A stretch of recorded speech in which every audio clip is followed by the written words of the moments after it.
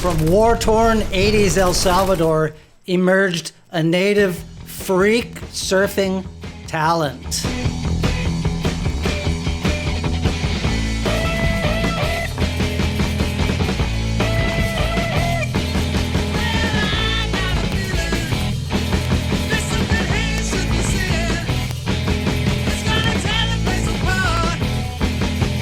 He would rise to the top of surfing in Central America and then the world.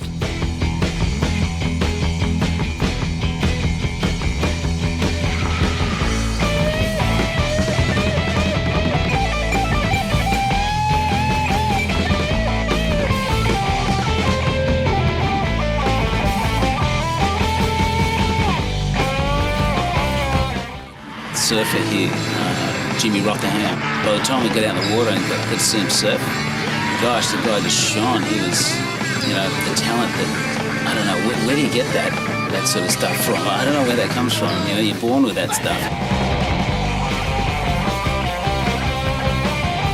If it would have not been for the crossing, I would be in jail in Viejo San Juan todavía, cara.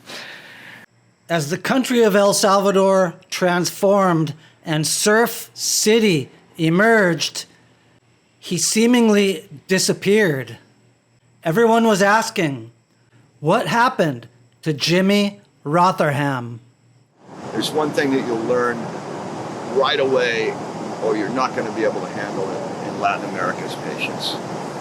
You've got to have patience. Sometimes it works out for the best.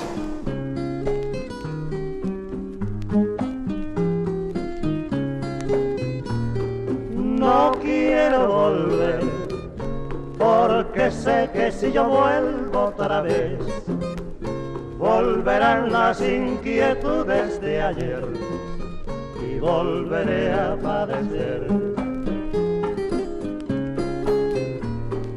Déjame vivir, no me busques, te lo pido por Dios. I remember first memories that I have that I still remember was surfing in Speedos. Yeah. So I was probably like, probably 5, 4, something like that. And it started on a little, I think I still have a photo of that board. Fox surfboards. It's just a little yellow 5'4", I think it was, something like that. It's fucking thick as fuck too. It's like that thick. It's a thruster, and that thing just works so good. And then I remember my dad shaping me a board, and that was my first board, that was made actually for me. And that was really fun. That was really cool. I remember a lot of the guys coming in, from the States or Australians or whatever that used to come, and I remember them fixing up their boards and going out surfing, when I was a little kid. I totally remember that. Mostly, obviously, always surfing out of the point. They almost never surfed out in front of La Paz, because I always noticed that, since I was a little kid. It's like, they always go up there and not out here, when I grew up, I kind of figured that one out. A lot of my friends would, go play soccer or basketball or that's they're the main thing here in El Salvador. Soccer usually. But I was drawn out to the ocean for some reason. It was just right there. And I remember the first couple of times that I went out, I was on a boogie board actually, on a Mike Stewart Mach 77. Remember those yellow orange ones? And since I was super small, I could stand on it. So that's how I learned how to surf. I actually learned how to surf on a boogie board. Standing up on a boogie board. And my dad noticed, and he was like, "Oh, let's get this kid aboard."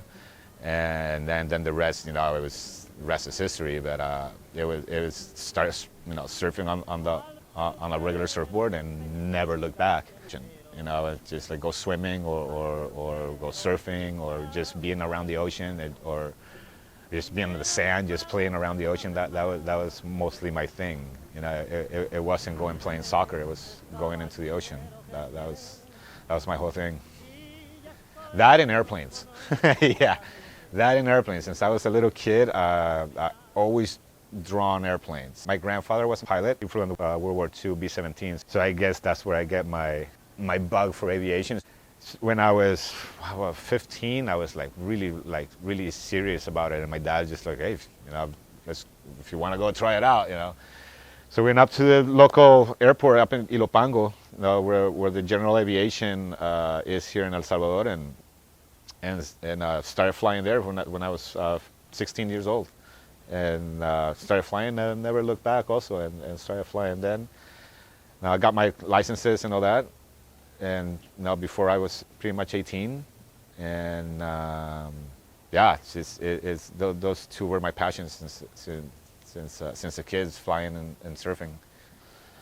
Yeah, growing up with a surfer dad, at the beginning I had no idea that my dad was on a surfer magazine cover, and all that. And growing up, obviously helped me a lot. He always had if I needed a new board or anything, he'll see and be like, all right, you got good grades, because first always education. If you get good grades, you get you might get a new board, or if you get good grades, you're gonna be able maybe to skip a day of school, and go surfing.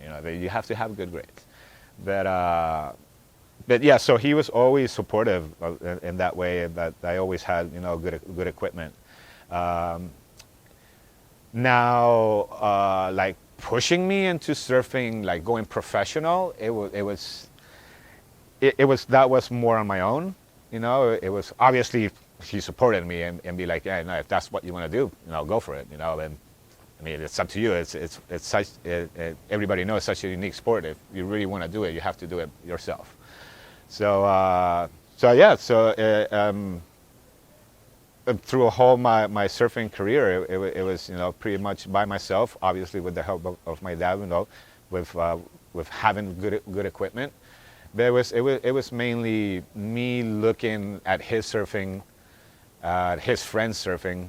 A lot of his friends were really good surfers that came from California, Florida, some from Hawaii.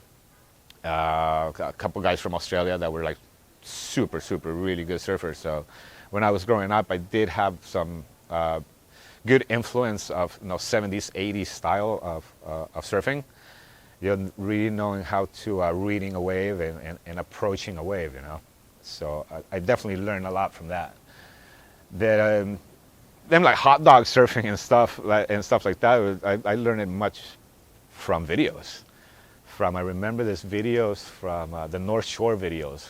Remember it was like from the seasons like 90, 91, 92, 93. That was the seasons where Tommy Carroll did the snap. So I had those videos and stuff. So I always wanted, one day I want to surf with these guys. And so that's how I grew up.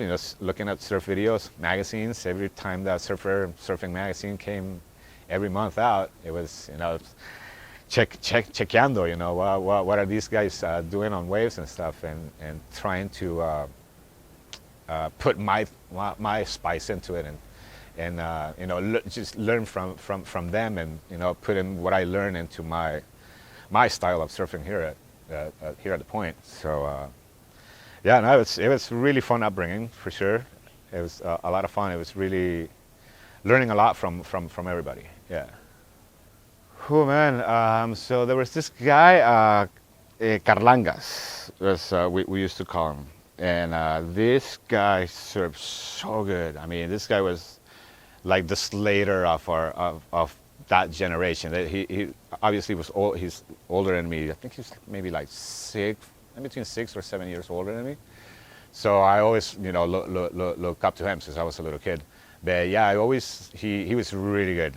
Oh, man, this guy, in that time, he was pulling airs, and 360s and stuff. I was like super, really good surfer. He was like the guy to beat in those times. That would be like in the 80s, late 80s, early 90s probably. My side, from my age group, el policía, kid, couple years younger than me, grew up right in front, always hassling, always a hustler, fucking guy, always hustling. Nice kid, super nice kid. Fucking, excuse my French, insane surfer, insane power surfer. Guy, went hard. Every time that he surfed, he went hard, and he surfed really good, really good style, regular footer, super good style, really good tube rider, big hacks, big power turns, and Poli was another contender that he was a little handsful sometimes. Yeah. Okay, when he was a little kid, I don't know if we want to put this on air, but when he was, I don't know if you remember this one, but Lonnie had this girlfriend, Patty. So Patty used to go to San Salvador to school up in the city every day, Monday to Friday, 5:30 in the morning, 5:15 and between 5:15 and 5:30 in the morning, she's gonna be at the bus stop, waiting for the bus to go, to the city. So little policía, little Wilbur, he would always go around the block and see scope everything out, what's going on around the block. So he noticed, every day the same routine. And so one day, the little sucker goes right around about 5:30, when she's getting on the bus, goes to her parents' house and goes like, "Hey, Patty sent me to if you can send her 25 colones to be able to go out to the city, and like she needs it right now because the bus is leaving." And the little sucker will even bring him, "Come and check. She's on the bus, she needs the money right now." And she's on the bus, and she's and be like, "Oh, okay, yeah, sure. Here's 25 colones." And the guy would just pocket his fucking 25 colones in and fucking, and take off. So it's just little shit like that, He was such a little weasel.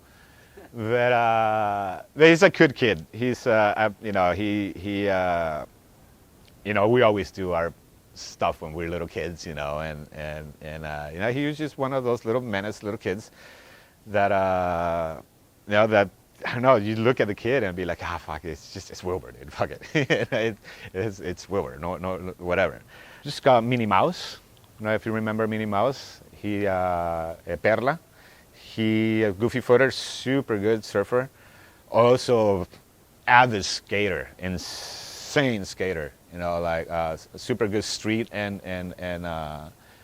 park and bowls and stuff like that. It's super really good skater. Really good technical style and stuff. One of the first guys, popping, backside airs back in the day.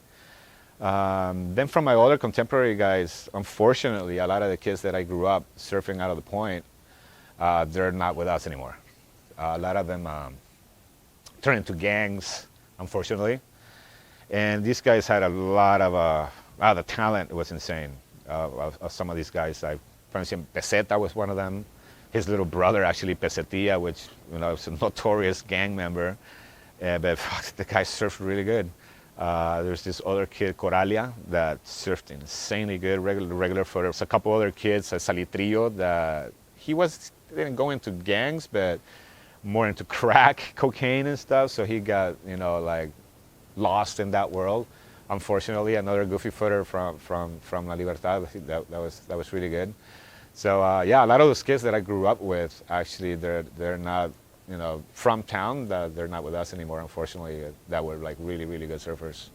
And then some other guys from the city, almost same age, Alex Novoa, Tarzan. He's started as a boogie boarder, but now he does stand-up paddle. He surfs, stand-up surf. He does everything. He's kind of like a all-around waterman, and super nice guy. And there's a lot of others too. Also, from the next generation, guys like Juan Carlos and Fafi and Heathcliff that are still, they're still surfing. They're still freaking ripping. Bamba, obviously, and kids from El Sonte, and some other kids that I forget their names right now. I'm sorry, but you know who I'm talking to. And now seeing the next generation like Brian, surfing out there.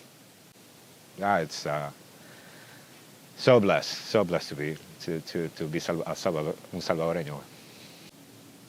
Since growing up in the 80s and before the gangs, during the wartime, from war was from 1980 to 92, our civil war. So there was no gangs, obviously, in between that period of time. The gangs started from 92 on, when the war ended, because everybody that left out to the States, fleeing the war, a lot of these people ended up in places like South Central in LA, really bad places in Oakland, San Francisco, Houston, but mostly LA. And so when they got there, they're pretty much by themselves, because you have the Bloods, you have the Creeps, you have the Mexican mafia, Mexican gangs and stuff. So Salvadorians and Salvadorian Hondurans and Guatemalans kind of have to kind of stay together and form a gang to be able to survive in those ganglands. So that's how the MS-13 was pretty much formed. And so anyways, when the war ended, the U.S. started sending all these people down to El Salvador without any papers, without any saying, going, hey, here's these Salvadorians, they've done this and this up in the States. We never got that. We never got the memo. They just sent them here, opened up the airplane doors, and here you go. And that's how they started prolificating here in El Salvador. They went to little towns, and these kids will see these guys coming in from town, dressed all weird and stuff, and being acting all cool and stuff, and a lot of the kids that they have nothing, they start migrating into that. And at first, the gang started just as this is my side of the town or whatever. Don't mess with us or whatever. It was more like fighting and stuff. But then it just started escalating into knife fights, into eventually guns, and then it turned into this. It went out of control, and where it was a full-on mafia, full-on pretty much cartel, and it was really bad. It from 92 to basically 45 years ago to when Bukele came in and actually had the balls to actually stop them. We had that problem. So it was more, we had more of a gang problem than a war problem, because it was 92 to 2020, let's say. So that we're talking about 28 years. 28 years of gangs, and we only had 12 years of war. There was more people killed during the gang period than the war, actually, probably, for sure. I mean, back in the day, we were averaging 60, 65 murders a day? Well, murder capital of the world, 5 years ago. Until now, which is, 1.5 a day, I think, whatever, something like that, which is safest country in Latin America. So, it's been a night and day change, for sure. ¿Qué más? When you were a kid, what was it like? So now when I was a little kid, since I was growing up, since I grew up with them, since I grew up with my friends that actually, went into the gangs, I knew them before, they transformed into gangs, when they went into the gangs. So we had friends from both sides. We had friends that lived in town that were from the MS. Because if you were from a certain area of La Libertad in town, you're MS. If you're from the other side of the river, El Morral, that was all 18th Street, the other gang. So growing up, I mean, during that time, we never really went into El Morral and stuff. But if we did, I never had a problem, because I knew the guys from that side. And so they'll be like, hey, this guy's all right, nothing's going to happen. But you always, looking back of your shoulder, dude, always, because he's a gang members. You can't trust gang members at all. But yeah, we were really lucky, to grow up with those guys, and we never really had any problems, when it started, even in the middle of it. We did have problems, a couple times that they tried to call us and extort us, but this was years and years after, after those guys were not even in the picture anymore. They were already pretty much gone. So back in the day, surfing out of the point, it was the boardwalk. It was, it's a natural boardwalk. It was all, just a natural point, and you had to go through the cemetery. Nowadays there's a wall there now, and there's a bunch of little restaurants and stuff. But back in the day, there was no wall whatsoever. So all the little common thieves will hang out in the cemetery, smoking joints or smoking crack or whatever, And then you had the property where they do the events now. So that property, La Coquera, there used to be this family out there. They owned these 5 freaking dogs. You had to deal with these freaking dogs. And so you had 2 options. When you got to, once you pass the cemetery, then you have to deal with the dogs. So you have 2 options: either walk on the rocks, or try to deal with the dogs. Maybe the dogs won't see you, and walk on the grass all the way out to the point.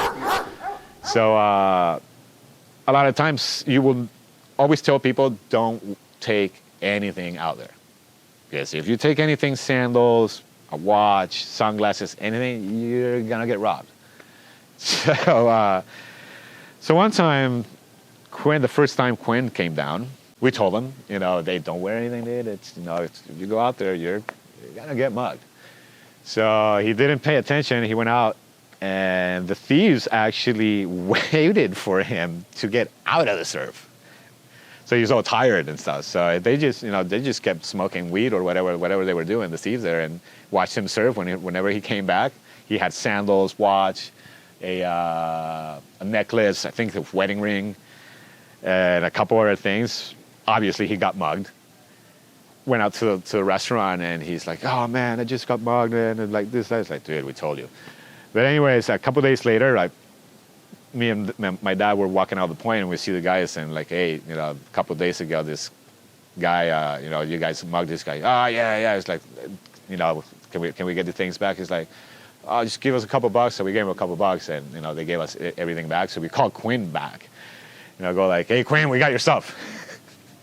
So and that's how I got to meet Quinn Campbell, actually, and that's how kind of like the relation started with Quiksilver when that actually happened. This was way back in Quinn. That was early '90s when Quinn came down, probably '80s when Quinn came, and that happened. And since then, I kind of like, that's when my relationship with Quiksilver kind of started.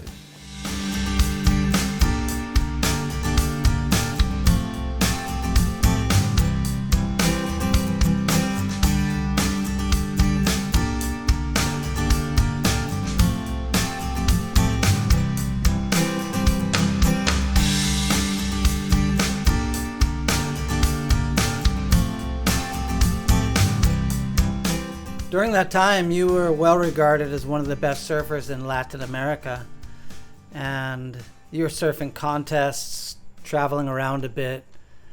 Who were some of your favorite surfers from the region at that time? Álvaro Solano, Costa Rica. Si no me bien equivoco, goofy footer, insane surfer, super nice kid, super nice guy. I always remember him from my first travels, contest travels. Like I said before, I wasn't that much of a contest surfer, but the contests that I did, I do remember these guys. Ronald Reyes, obviously Gil, Brown, por supuesto el hermanito, el cabrón de Ronald, Nino, obviamente también, Dieguito from Panama, Salgado. Obviously, Dieguito, Costa Rica también. Me gustaba mucho. I remember surfing a couple times with Lisbeth and Diego here at the point that we did that trip with on the plane con Greg. And those guys are full inspiration. Yeah. Obviously, the older guys, Magu de la Rosa, from the Brazil side, como sea Fabio, and the older generation of really good style, Brazilian surfers, ¿Quién más? El Burro Cadenas, obviously. Rutherford also, de Escondido.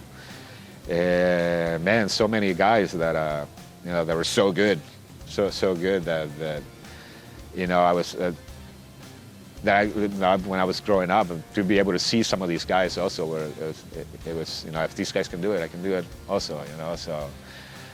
But my surfing contest was, some of them I did really good, but that just sucked.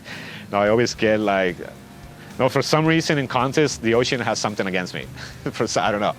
But a lot of the times, but a lot of the other times, always get, good waves in my heats and stuff. But my thing wasn't never really, a lot of contests. It was more, the free surfing and the more traveling to places and the culture, food, music, how people live, and that was my main thing for surfing, yeah. So that story started, I was a flight instructor in Ilopango, and I got a call from my dad, and he's like, hey, are you almost done? It's like, yeah, I just finished my last classes. Yeah, there's this guy, Captain here, from Quiksilver, and, he wants to talk to you, some kind of a project. He's like, all right, whatever, I'll be there when I get there, So I made my way down to the beach, and started talking to Jim, and he told me about the crossing, and that was, it was heading to Nicaragua. Quinn told them about me, from that one time that he got mugged, right? But so he told me that if you want to go, we're gonna pay your way, whatever, and go check it out, see what you like. And they told me the whole dynamics of the boat and all that. So I was like, yeah, sure, I'll go. And so that was pretty much in 2 days, it was like that. So I was like, and so I go so when is the trip? Oh, it's basically tomorrow. I'm like, whoa, what? Or, okay, I guess. All right, sure, yeah, let's go. So I fly they fly my ass to Nicaragua, and I get to San Juan del Sur. I think it was a little later in the day, and we pull into what was the guy's name from Nicaragua? Chelo. So Chelo was the contact. Chelo was the contact from the beginning. So I meet with Chelo, and then at that bar, and then that's when I met Tony Roberts. And the first thing, I think one of the first things that Tony said was, mucho gusto, que no sé qué, pero yo vivo en Costa Rica, que no sé qué. Decía, I was like, you know what, I don't give a fuck about Costa Rica, me vale verga Costa Rica, cabrón. And then he started speaking to me in Spanish, and I was like, okay, puta, este gringo, qué pedo, puta, sabe hablar bien español con este loco. So I was like, hey, your fucking Spanish is pretty fucking good. And I guess, it was, from there, it was just, it was just a click. We clicked from there, and it was all about, vale verga, pura vida, fuck Costa Rica, Obviously not fuck Costa Rica, but, I was a little kid, so didn't know better. Pero and that's how we clicked with Tony. And that first week, it was more, waves were really fun. We were surfing a lot of maderas, I remember. And waves maybe 4 or 5 foot. But the scenery was insane. The watercolor was it's just the most beautiful watercolor. Really nobody out. It was pretty much just Roque and a couple of Gerardo and a couple of the other kids. And remember this rock that's like sits way, you know, in the foreground, and it has the kind of like the Quiksilver kind of shape, you know, kind of like the wave shape. And I remember that one on that first trip, we got one of the first photos of Tony and myself was like me doing an air with that Quiksilver rock behind. It was such a sick photo, such a cool photo. So yeah, it became, I don't know, it was really natural, easy to work with Tony. It's, you know, I never worked with a photographer ever before in my life. You know, didn't know what to expect or where to sit, or, you know, especially when Tony put the water gear on and be like, okay, what the fuck is he doing all the fuck way over there? You know, it's like, right, so started understanding the dynamics of surfing, of working with a water photographer, and actually, you know, wait, now boost. You know, it's like just that perfect moment, though, that 1,000th of a second, you know, that shot's gonna be, and you have to connect with that guy. And I don't know, we clicked really good, and since then we've just, you know, every time that I work with Tony, it's magic happens, man. Magic happens. Yeah. So it's learned a lot from T, you know, not only surfing wise, but photography wise. Como ser un mejor humano también, man. So I appreciate that a lot. And to be a real human being, you know. So thank you, Tony. Yeah. So that was for a week, and man, we scored a couple good waves. You know, we surfed Madeira pretty good, and then so we got kicked out of the boat. I came back to El Salvador, and then like a week later, went back, and well, on that first trip we met Ben also, Ben Hay, may rest in peace, and fucking crazy freaking Aussie, man. Jesus Christ, one of the best human beings I ever met, man. The guy was amazing, crazy fucker, but such a nice guy, such a nice human being. But on that second trip, we scored Colorado. Now we're traveling on the main boat, and I think Tony or somebody's like going like, hey, what is that? Like these plumes, you know, we're just looking at these plumes, just going, fuck, there's gotta be something there. And so Tony and myself and Ben, actually, the Three Musketeers, get on the tin boat and go check it out, and we can't believe our eyes when we get there. I mean, at first we checked Panga drops, and we're like, fuck, the waves are going off. And then like we look at the beach break, and Colorado just going off. It's not. I mean, it's not big. It's probably like 4 or 5 foot, but just clean offshore, not a soul out. And we're just looking at each other like, what the fuck? Scramble back to the main boat, and everybody's like, what the hell? Oh, shit, we're going over there. So the first... And Dale Dagger tried to... and Dale was like, oh, no. Yeah, it's because Dale was on the boat, and he's like, yeah, no, that place sucks. It's a just close-out beach break. It's no good. Keep going. Because he was taking us to, ¿cómo se llama? ¿Dónde está la ola grande? Popoyo. He was taking us to Popoyo. And he's like, nah, beachy sucks, man. I don't even go in there, man. It's like, I don't even bother with it. And we're like, yeah, we're going to go check it out, dude. So we go back, so we check it out, come back to the boat, get our gear. And Tony has to freaking swim in through this, 4-6 foot heavy beach break with this huge duffel bag. And you got to remember, this is the edge digital roll kind of era. So you can imagine the freaking equipment, how heavy that shit was. So Tony's got to go through the freaking shore break, and while me, Ben, we anchor the tin boat and we started surfing. Tony sets up shop, and we surfed, 4 or 5 hours? Just insanely beach breaks all to ourselves. And I think, Dale wasn't too happy about it, but, sorry, Dale, we had to do it, brother. Sorry. Good beach break, though. Fucking insane. Best beach break in the world, bro. Best beach break in the world. So sick. Apart from Puerto Escondido, which is the mecca of beach break surfing, Colorado, it's kind of like the baby brother of it, and it's such a sick wave. It's such a fun wave. So that second week was insane. We surfed Colorados, surfed Manzanillo, Santana. I mean, we surfed everywhere with all the boys, with all the Nicaragua boys. And the relationship just got better and better with me, Tony, and Ben, obviously with Martin.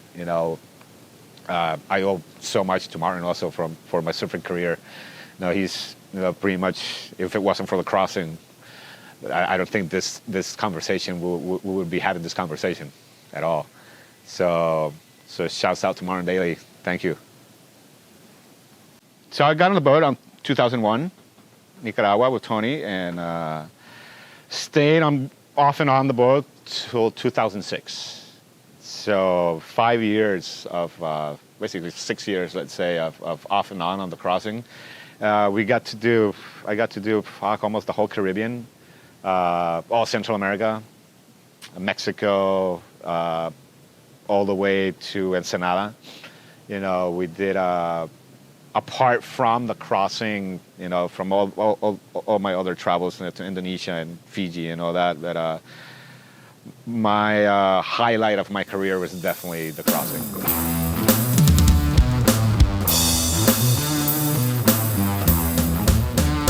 The local surfer here, Jimmy Rotherham, by the time we got out in the water and could see him surf, gosh, the guy just shone. He was, the talent that, I don't know, where do you get that sort of stuff from? I don't know where that comes from. You're born with that stuff, and to see that level and that enthusiasm,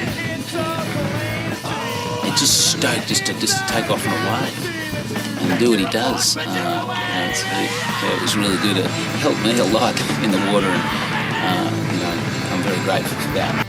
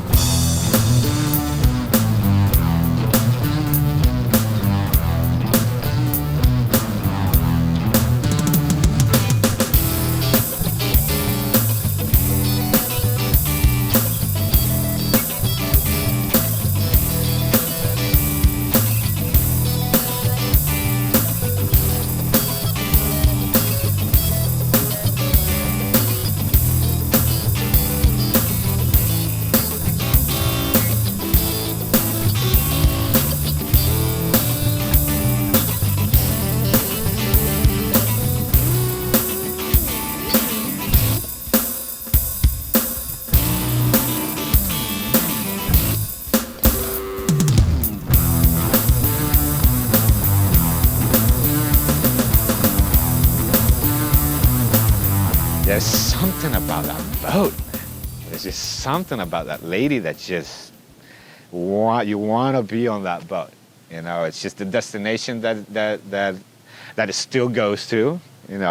I'm pretty sure Martin's taking her around the Marshall Islands, looking for every nook and cranny there that's got little reef that's got to offer, with the crossing one for sure, with the Illustrator one. And the adventures that we had, I remember a couple times in Puerto Rico with Captain Frank. And I actually got detained in Puerto Rico. We got to Puerto Rico, and some guy that fitted exactly my description, and I'm walking on the freaking street of Viejo San Juan, and these cops come up to me and they grab me, and I'm like, yeah, you're under arrest, man. And I'm like, bro, y en español, no, pero yo acabo de llegar, o sea, literalmente estoy en ese barco que está ahí. And because the crossing was like right in front. And of course, we were up the hill a little bit, and these guys, putting the handcuffs on me, and Captain Frank comes out, and no, he's with us, man. We're on the crossing, we're on the Quiksilver Crossing boat. He's like, oh, you guys the surfing boat, this, and yeah, man, dude, you fit the description. I mean, we can't really let you go until we really know who the hell you are, So they kept me there, and Captain Frank had to go get my stuff. Get my passport and stuff, and they wouldn't let me go. But if it would have not been for the crossing, I would have been in jail in San Juan todavía, cara. But that was a pretty good one that happened to me. That was really funny. And then I don't know, the discovery of waves that we did in the Caribbean was insane. Remember the 34th birthday of Kelly that we surfed. How we got that wave so much fun. Made like 4 or 5 foot and just dreamy, right hand, left reef break in the middle of the ocean, and with 4 guys out, 4 or 5 guys out. It was such a great experience. Being able to see Kelly, with no one out surfing, by himself, really focusing on the craft, and not contest surfing, just what he really can do on a wave. It was, oh my God, it was insane. Learned so much from that experience, for sure. Kelly's Kelly. He's very quiet, mostly of the time he's really quiet, keeps to himself a lot. At least that's the experience that I had from him.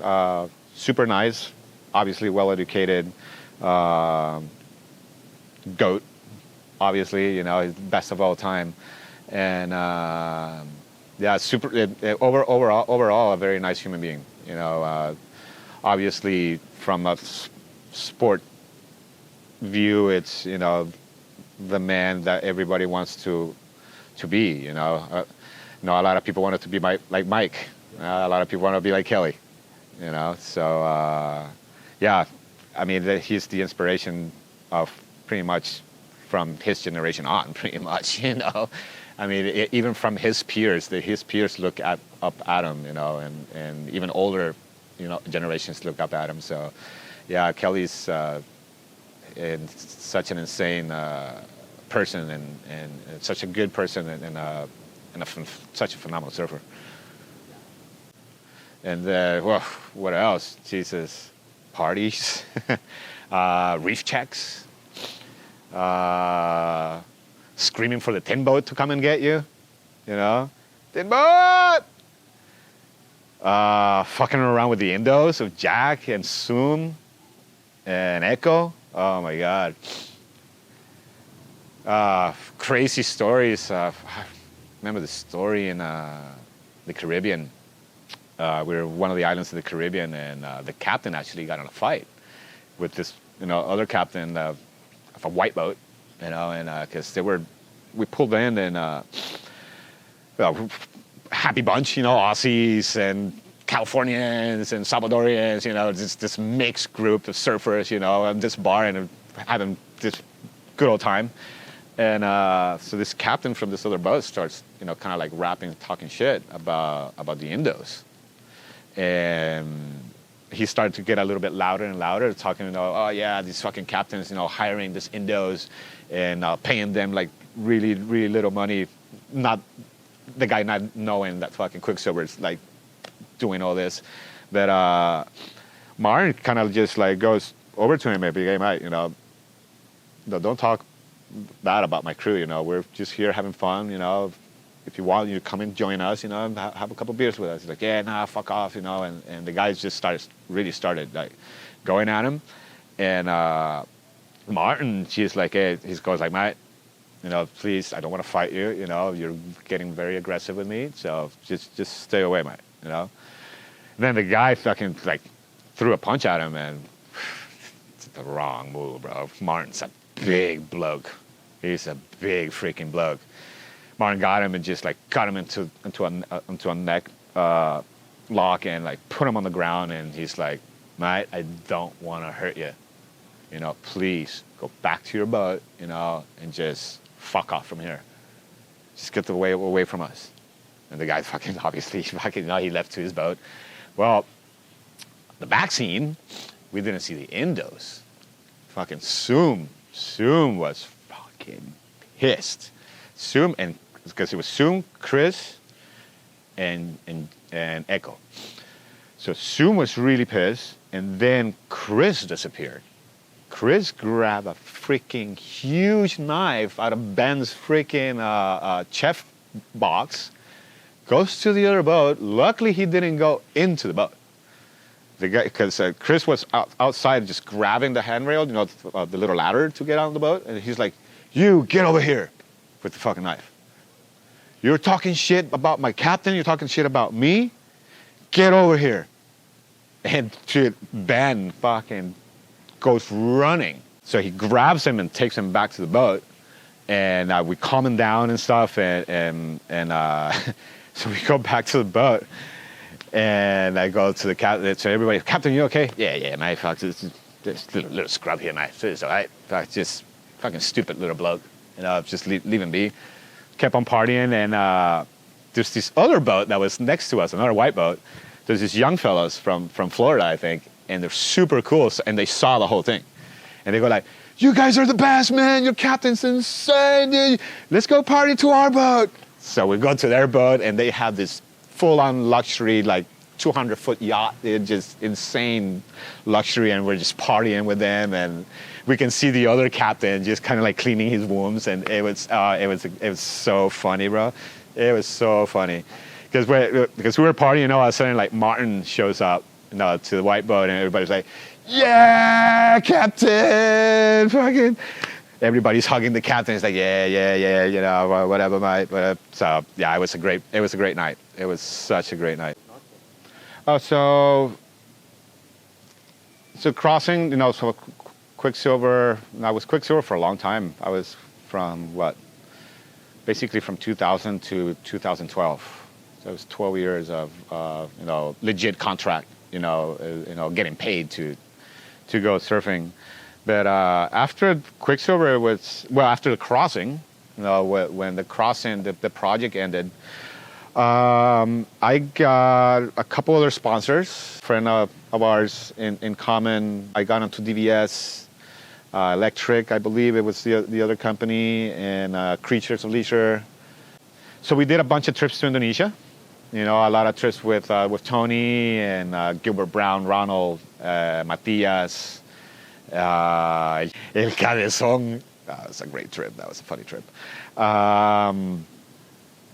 Cristóbal, con su papi, pues que en paz descanse ahí, el mero Titi. So yeah, we did a bunch of trips to Indonesia that were like super fun, really, really good trips. Learn a lot from the kids, you know, and all the experiences. Puta parchero aquí disfrutando de una daytime en nuestra amada Indonesia. Y... Aguanta. Claro, dos dobles, un doble y dos triples igual.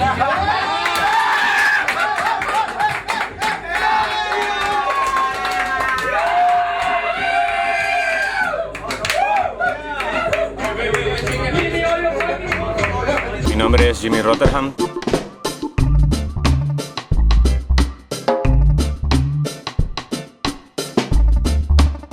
La esencia de viajar para mí es conocer otras culturas y poder conocer qué es lo que hacen ellos y qué diferencia tiene las culturas con surfing. Para mí lo considero como un arte, ya que puedes expresar los sentimientos que tú tienes, ya sea de una forma agresiva, si te sientes enojado o algo así, puedes ir a soltar todas tus frustraciones y todo eso.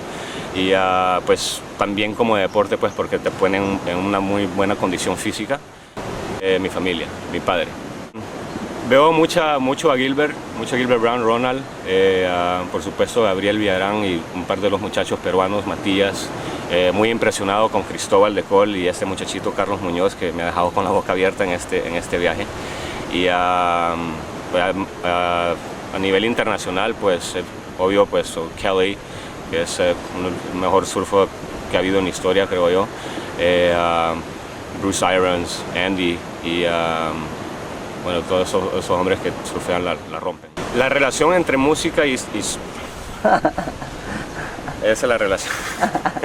La relación entre música y surfing, pues me gusta mucho, pues antes de ir a surfear, o si las olas están pompeando, pues me pongo ahí a oír un poco de rock para pompearme. Si las olas están tranquilas, un poquito de reggae para entrar tranquilo y todo eso. Si es que me gusta mucho, la música para mí es todo, pues ahora ya que sea reggae, más que todo salsa, merengue, cumbia, que es lo que yo nací oyendo, escuchando y bailando. Si es que, o sea, si no hay música, no hay surfing. Metas en mi surfing, seguir surfeando bien y tratar de ser una inspiración para todos los demás que vienen hacia arriba. Y pues seguir surfeando hasta que tenga 70, 80 años, hasta que Dios me dé vida. Bueno, primero gracias a Dios, gracias a mi papá, mi mamá, mis hermanos, gracias a Tony, todos mis patrocinadores y a... Muchas gracias. Wave-wise over there is definitely better, I have to say. I mean, Indonesia is the best waves in the world over there, man. And but after that, did a couple trips to Chile, Peru, Panama, Costa Rica, some local trips. And after that, 2012, I got, my contract was, end of my contract, I didn't have a renewal. So I started looking into flying again. And by that time, there's a lot of stuff going on with the gangs, especially with my kids that were already getting a little bit older, going to school and stuff. And so we got a couple threats from the gangs. And it was that time that a lot of my friends were not already pretty much dead or in jail, the guys that were, in the gangs. These were gangs that were coming in from other parts of El Salvador that were not even locals from here.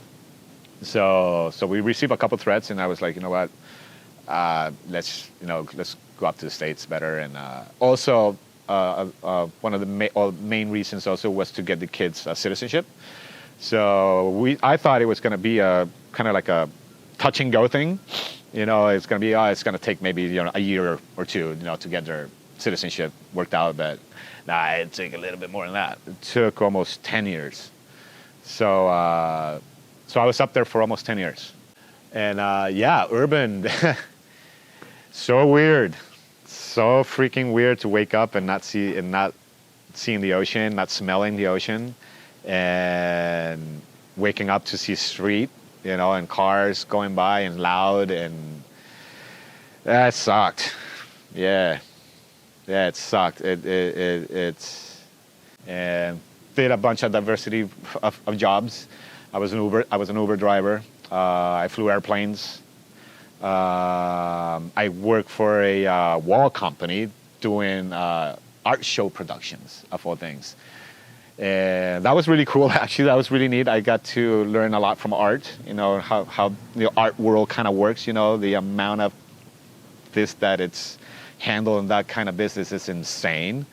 But the shows were super cool, really, really, really cool. I got to see a lot of America, got to see inside of the United States a lot. So I learned a lot from that, and then flying. Then I flew a lot. I did a lot of like flying tours and stuff in the LA basin area, and then I did a couple years of flying privately, and then then I got divorced, unfortunately, about 6 years ago, and about 3 years ago I decided the kids are grown up. Basically, my 23, 22. My daughter, she's still 16. She's gonna be 17 this year. But she still lives with mama. But so the kids are all grown up, and I was like, I'm going back to my roots, going back to El Salvador, and back here to the business, and working with dad, mom, helping them out, and trying for them to retire, but they don't want to. They're stubborn. They're like, oh no, I gotta be there. I'm like, dude, go away, man. Go like for 2 or 3 weeks. Get away from here. He's like, no. I need to do something. Go surfing somewhere else. Nah, he wants to be here. So, but yeah. So I've been back in El Salvador for 3 years. Best decision that I've done in my life. you know.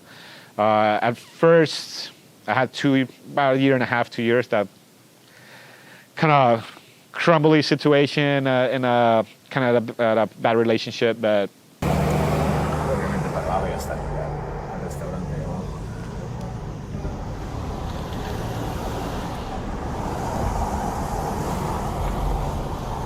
¿Y cómo te extrañaba ese lugar cuando estaba en el norte, brother?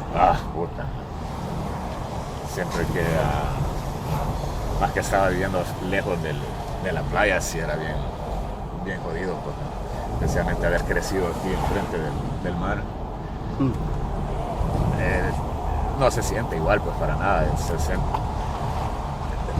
Tenemos como un vacío ahí. ¿Verdad que sí? Sí, bueno. Un hueco en el alma. Un hueco en el alma. Sí, te hace falta bastante.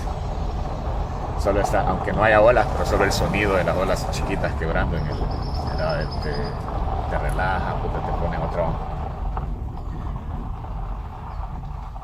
From surfing every day to all of a sudden not surfing whatsoever, it was a really big shock, obviously. And but yeah, got overweight.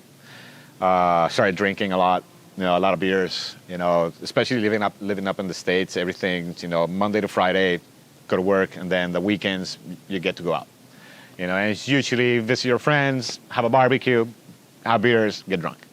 So yeah, almost 10 years of that, and I got up to almost 215 pounds. I'm about 5'11", and at 215, I was a big boy, and I'm usually in between 155 and 165 pounds, right? So during that time that I was living up in the States, I used to come and visit here. Some of the trips that we did with TR, just getting out there, I was winded, and then catching the wave, and like my back hurt, and like super slow. Once I got on the wave, I could, do a couple turns, but obviously not the same. It's just timing's wrong. You're not reading the wave right. You lose. You can lose it. And pretty quick. But so I basically stopped surfing for 10 years. And when I came back 3 years ago, oh my God, the first 3 months was just torture. It was so hard. There's one time that I almost gave up. Like, I couldn't get out, because I already went down like 15 pounds. I was still like 200 pounds. So I was trying to get out. It's a kind of a bigger day. It's not even big, man. It was like 4 feet. It was like 4 to 5 foot, and I couldn't get out. So I couldn't make it through the shore break. And it was just like winded and tired, and it's just like I couldn't even duck dive. I was just like, really, dude? It's like, really, you're not gonna make it out? There's people watching you do it. It's like, what the hell? It's like, probably there's no one watching me, but there's like, consciously you're like, you gotta make it out. You have to make it out. So I was just like, I rested for like 20 seconds, and then I was just, I eventually made it out. But it was the hardest 25 minutes of surfing in my life. And then from that day on, just kept going, kept doing it. Every day was, 20 minutes, 25, just like slowly getting into it until eventually, I started to get into an hour and a half. And then, and I started noticing, obviously, the change of my body, how quick I was getting up on the board, doing turns that I wasn't doing whatsoever. And yeah, like learning those turns again, like getting back into the motion of, like follow through, and all that. And it was fun, hard, and thank God for surfing. Again, it's if it wasn't for surfing, I don't think I'd be here. I'd probably be in a bar right now getting drunk, but now surfing saved me again. It's the ultimate cure, for sure.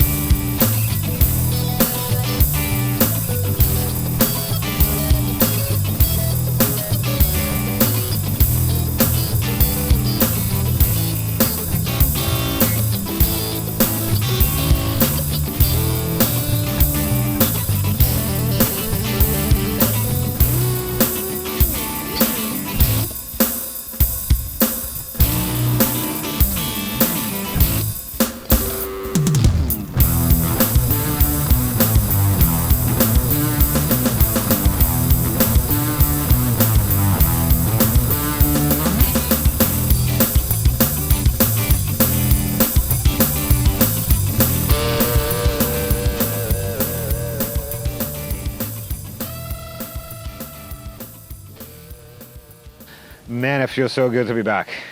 Gee, it's now growing up at La Paz and the Point, you know, and watching my dad's friends, you know, come and go and surfing those waves, and pro surfers, you know, come and go, you know, in those days, because there's a couple of really good professional surfers from the 70s and 80s that used to come that would, you know, rip that wave apart like there's no tomorrow. Probably even some guys even better than the pros do it today. You know, obviously today we have, you know, the full-on maneuvers and stuff, but these guys were, you know, power surfers that were just, you know, insane surfers. So growing up there, you know, having that on the, you know, as a backyard, it's so blessed, man. And having one of the best waves in the world at the palm of your hand, it's, yeah, I want to be able to take advantage of that situation, you know. And yeah, this year, since January, I focused myself, you know, stop partying a lot also, and just focusing more on surfing, and I'm so stuck on surfing again. It's así es que yeah. So I went down to I'm down to 160 pounds now, 163 pounds, and probably not surfing better than ever, but I feel super comfortable with my surfing, and I can't wait for the waves to get good and go and surf and have a good time. Yeah, and like I want to make a couple trips. I want to go back to Indo, you know, go back to Lances and, you know, Rifles and Greenbush and all those waves that I haven't surfed in over 15 years. And now that I'm back surfing to that level that I can actually go and surf those waves, you know, the proper way, I'm jonesing. I want to go.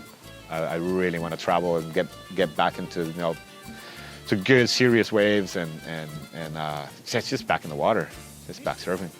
And if it wasn't for Mom and Pops, you know, I wouldn't be here. So thanks to them, and to be so lucky to, you know, to was born here in El Salvador and be a Salvadoreño and surfing that wave. Yeah.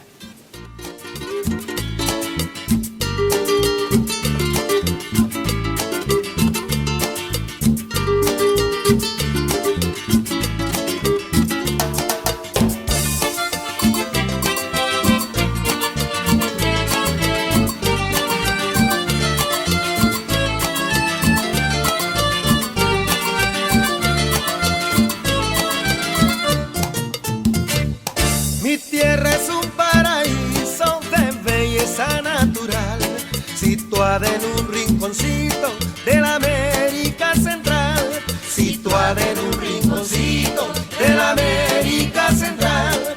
Cuando yo llego a mi tierra, todas las penas se van, y cuando me encuentro lejos, suspiro por regresar, y cuando me encuentro lejos, suspiro por regresar. Todos los que la visitan de mi tierra se enamoran,